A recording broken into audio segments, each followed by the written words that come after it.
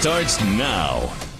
Well, it's now up to Governor Eric Holcomb whether transgender girls will be banned from girls K through 12 sports teams. News 8's Garrett Bergquist is at the State House where the debate at times turned personal.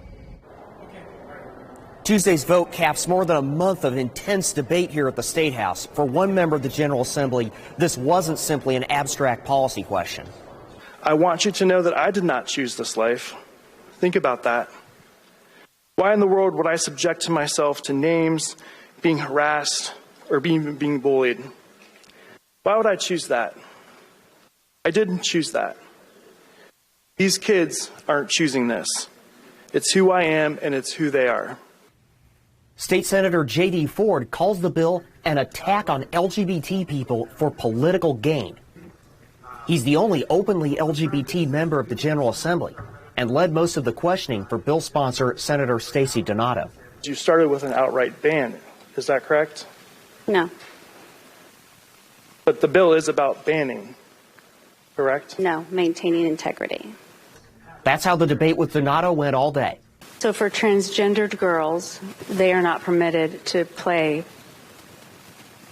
on the sports teams that they want to, that they can't play sports in girls' sports. That is not what my bill pertains to.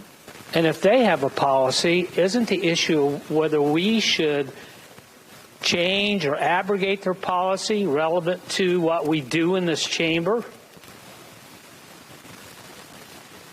Again, I'm going to stick with the bill.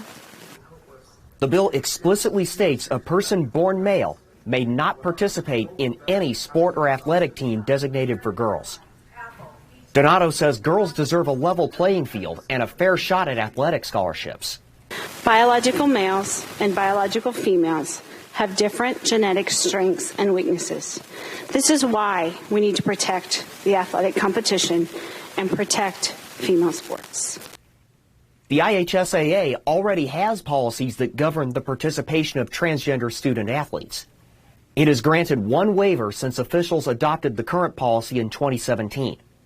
Ford and others say state lawmakers should not interfere with something schools have already dealt with. House Bill 1041 is built on the foundation of fear and intolerance.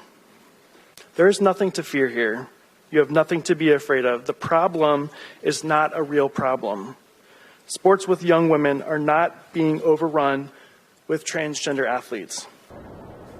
Governor Eric Holcomb has indicated he might sign the bill, though he says he wants to review the bill carefully first. The ACLU has already said they plan to sue if the bill becomes law. At the State House, Garrett Bergquist, Wish TV, wishtv.com, and follow us on Facebook.